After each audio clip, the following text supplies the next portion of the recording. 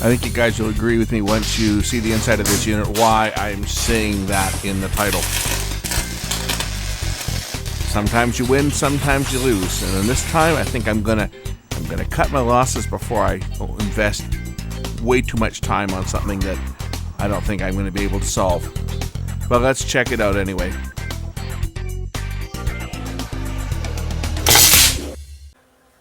This is an Arcam AVR300. This is how it came in. It came into me with a board that was not installed. So the digital, or not the digital, I guess this is the digital board, yeah. Optical and coaxial and video board, looks like video out. This board has been removed. Oh, big blob of solder down here on the board. Anyway, before I can plug this one in, I'm going to have to reinstall this board. And we'll take a look and see whether I can figure out what's wrong with this one.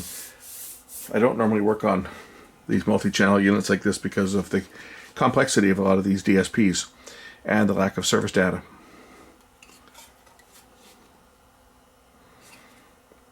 Let's get the top off this one and get the board reinstalled. Now the problem with brands such as Arcam is that they don't make parts available. They won't sell parts. But the big problem with a lot of these units is they are so complex. They have all these circuits that are talking to each other, and anything that goes wrong, it can shut everything down. The fact that this one's been into and had a board pulled out of it makes me nervous to begin with. But first things first, we'll get this board reinstalled, and then I can try powering the unit up and just see what it's doing symptom-wise and see whether it's something that can be resolved. I have no idea what the purpose of that is. Looks like a couple of ferrite pucks that have been glued down to the top of the IC. Is it a heat wave, a heat sink? This glue tends to go corrosive, or no, this glue should say tends to go conductive when it breaks down. Actually, both corrosive and conductive.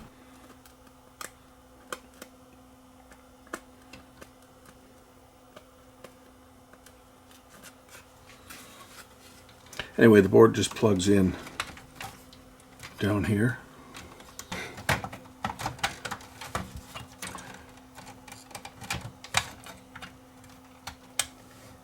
Okay, the board's plugged back in. Hopefully none of the connections are broken. And there should be a couple cords that plug into the board itself. Looks like this is one of them that plugs in here.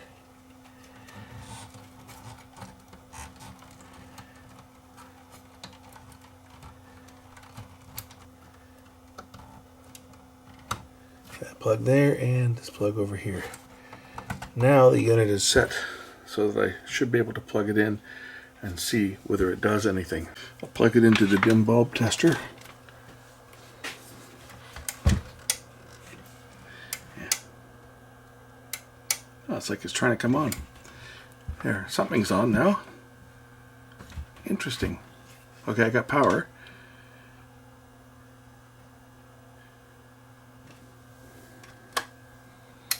I hear relays click. I'm almost tempted to hand this back to the fellow that owns it because I don't know where the damage is or whether any more damage has been done to it. I'm looking down at the board and I can see where people have, where was it? Where am I looking? There's a jumper, oh wait, down over here. You can't see it because that's in the way, but you see somebody's soldered a jumper on there like for testing something. And on the front here, somebody's been removing circuit glue. This type of circuit glue doesn't go bad like the stuff that turns black. This is more of a silicone base, but somebody's been in here picking away at the circuit glue. It came in with a board removed, so I don't know whether I have no idea where the fault on this one is. It won't change inputs. The volume control has no effect. I'm trying to turn it up or down. Oh, that's not even pushed all the way in. Well, but the volume control has no effect when you try to turn it. It just says volume 0. Now it was, when I first turned it on, it was at like 60, and I was able to turn it down to 0. But now it's stopped at 0. I cannot change inputs. None of the buttons do anything on the front. All I can do is turn off the power, turn it off, and then back on. When it turns on, it goes through the initializing.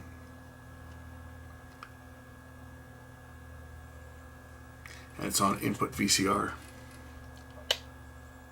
But I can't change any modes. I can't change the sound mode or the effect level or anything. Look at these filter caps. They're like mounted a good inch off the board. That's, I don't know whether that was done by the owner or whether that's how it was made. But I'll have to do some more research on this, but I'm not holding out much hope. It's not the amplifier board, I know that much, because it's not going into protection. It's the relays are clicking in. So the amplifier boards probably are okay. But we have no control.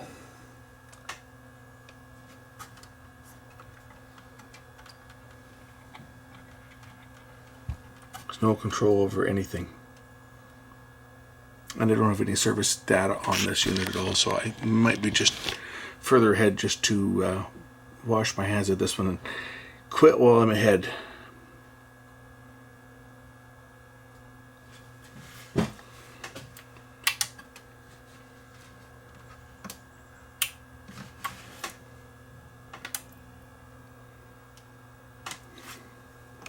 Here's another reason I think I'll just walk away from this. Look at these connectors.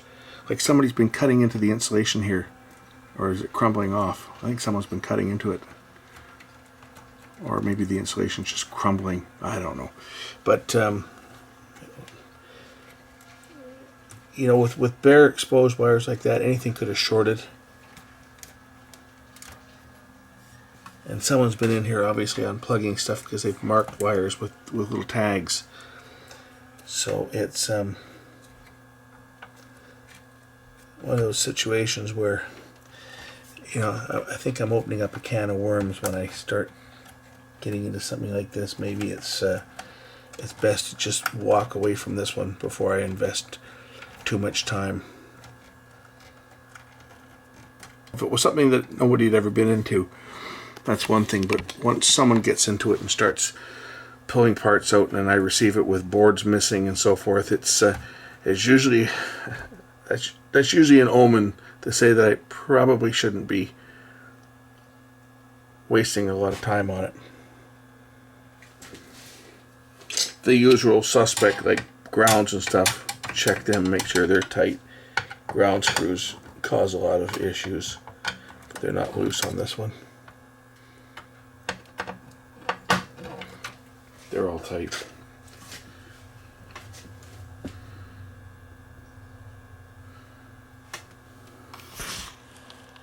I know this is going to probably make some people upset that I'm not going to go much further on this one. I'll spend a little more time on it and just see if I can find any info on it. But I think at this stage of the game, I might just throw the top on this one and give it back to the owner and say, sorry, I don't really know where to go on this. I mean, I feel the same way for a lot of the home theater stuff. That's why so few places work on home theater equipment, just because it's not built to be easily serviced. There's no access panels on the bottom. To get at anything on this board, you've got to remove everything. And when you remove everything, you can't test it while it's apart. So they're really not designed to be repaired. And that's why so many of us like to stick to the old 2-channel stuff that you could actually work on.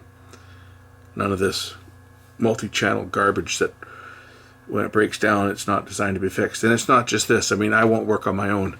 If my own breaks down, I'll be tossing it out and replacing it. It's not just this. It's just all of them. They're all built like this. And it doesn't matter how much you spend on a piece of equipment. Arcam are not cheap. They're an expensive brand. But the big problem with Arcam, like a lot of the other boutique brands, like Moon and Class A and so forth, is that they don't provide a lot of service info to servicers. They want to do the repair work themselves if there's any repairs, and or through their exclusive dealer network, which can get support and get parts and so forth. The rest of us, you can't get the parts for them. That's the problem. But that, coupled with the fact that this one's been worked on, I don't know whether the extra damage has been done, right? There may be the original fault, and there may be faults caused by the likes of wires like this that could short together. It's not plugged in, so you don't have to worry about damaging now. I've got it unplugged. But, you know, connectors like that with frayed wire and frayed insulation, if that's shorted together, that certainly could create a problem. So I think at this point I'm just going to throw this one together, hand it back to the guy that owns it, and say, sorry, can't help you on this one. We'll try resetting this thing. It's done by pressing the FM, mute, and tune button at the same time. Actually, it's this one. FM, mute, and preset at the same time is supposed to reset it. Not the FM, mute, and preset. These two.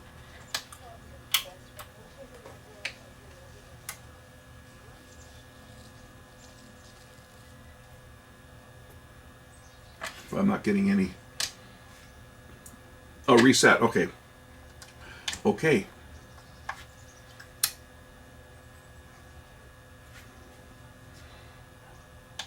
Followed by OK. And that's supposed to reset it. It's almost like a button is stuck, you know? The way that this is behaving, it's almost like, wow, these bloody buttons are stuck. And it's not accepting any inputs. It's just so weird. Okay, this thing just reset itself, sort of. I can now adjust the volume. I don't know if you can see that, but the volume control is now functional. Stereo.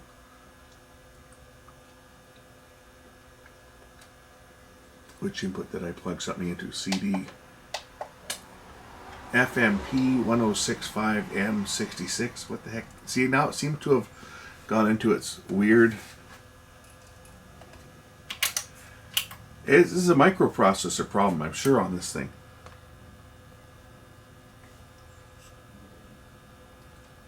Input tuner.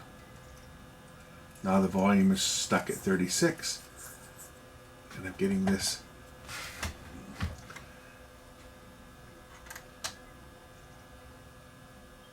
It's like it's only accepting a function very, very quickly. Like if I hold down the CD button when I turn it on,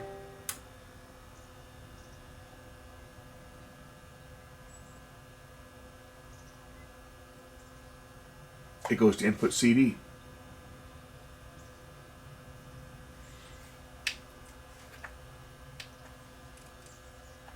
The volume's at 36 dB, but I don't hear any sound. Just checking some of the voltages on the voltage regulators to see whether there's any missing voltages. 5 volts, that one's okay. Or negative 12. And this is a 10 down here. 7810. 10 volts. 7912, that's negative 12. It's a 5 volt regulator here, that one's okay. There's some more in behind here, I think. They're really hard to get at because of the way this thing is built.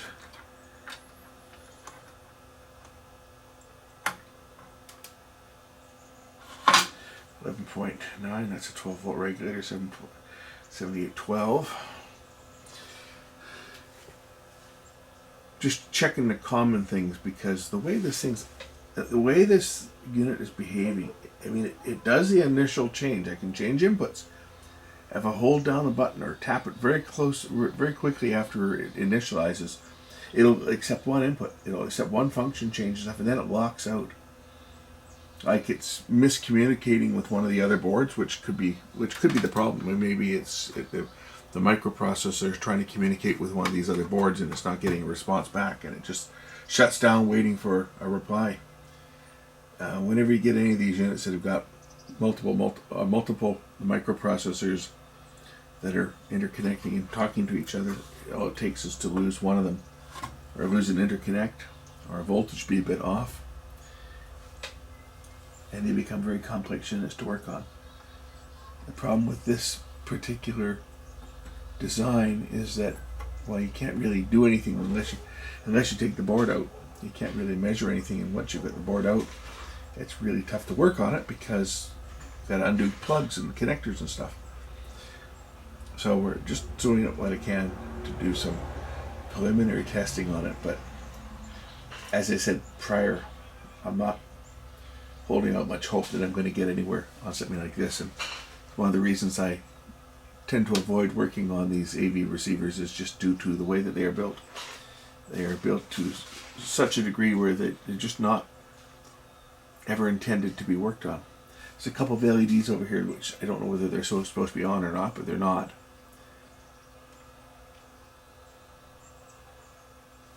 That's what's making me think maybe there's a voltage that's not right when it's doing its initial startup.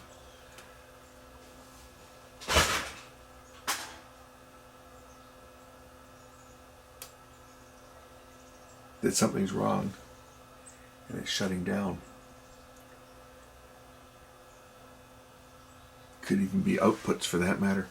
It could be detecting a voltage and shutting everything down like the Pioneers do.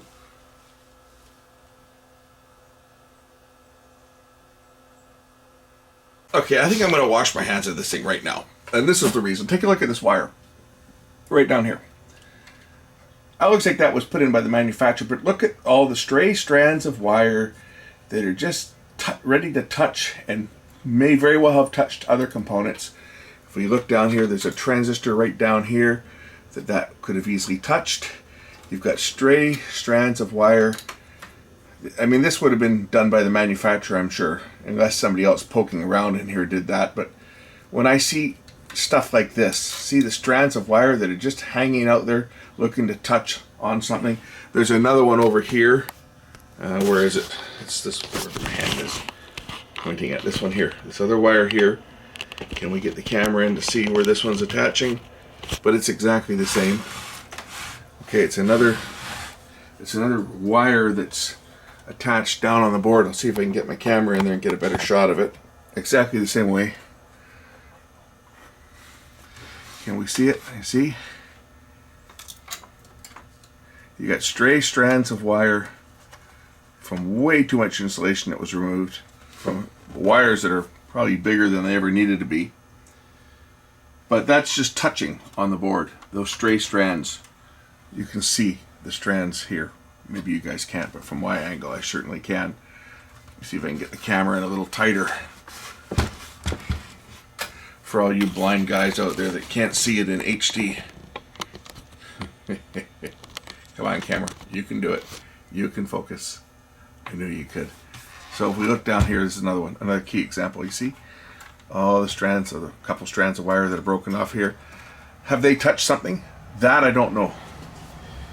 I don't know whether that's a ground or whether that wire's got power on it. I guess we can find out. I'll apply power to it and we'll measure and see whether those are ground wires or whether they're power carrying wires.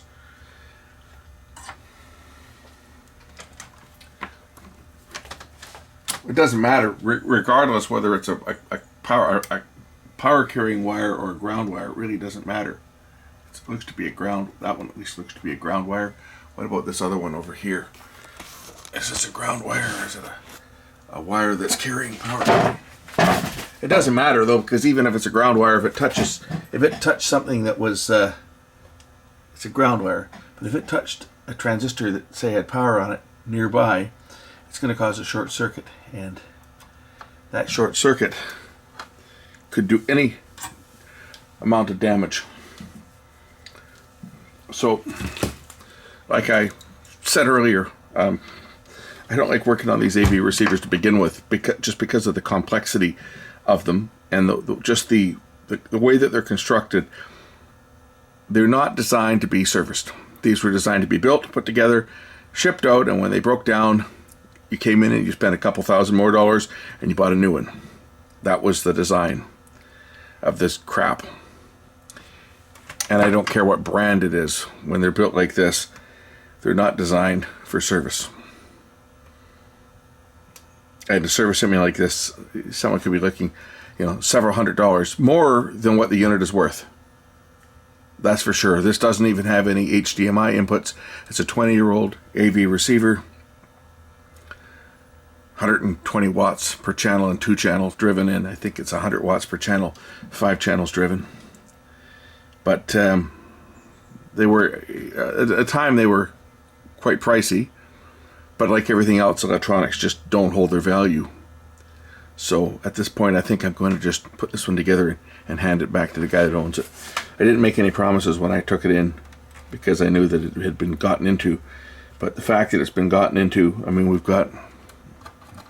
got frayed insulation on wires, and all these connectors have got numbers written on them, so obviously they've been unplugged. Someone's been through here and taken these out, put them back together. This connector back here isn't even connected. It's broken. It won't lock in place. There's supposed to be a clip on the front here that holds this in place, but that clip is broken, so that connector won't even stay in.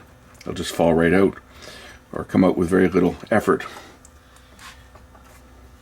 I think this one I'm just washing my hands on, and we'll move on to the next one. Thanks for watching.